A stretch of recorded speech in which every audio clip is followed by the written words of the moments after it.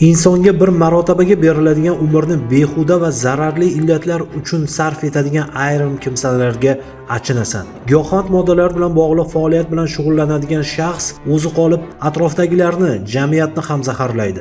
Bundaylar javobgarlikka loyiqdir. Viloyat Ichki ishlar boshqarmasi, Davlat xavfsizlik xizmati, departamentining Rishton tumani bo'limi xodimlari tomonidan hamkorlikda o'tkazilgan tezkor tadbirda ana shunday kimsalardan birining qilmishi fosh bo'ldi.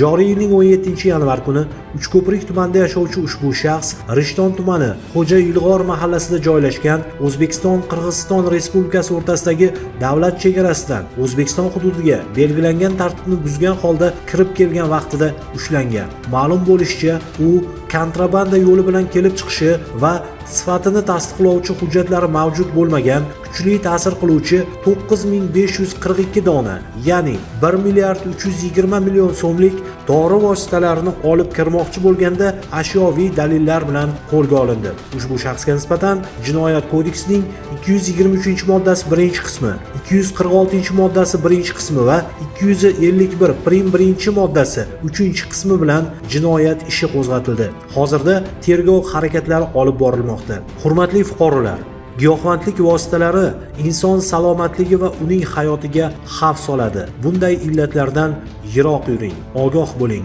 Jinoyatga javobgarlik muqarrar.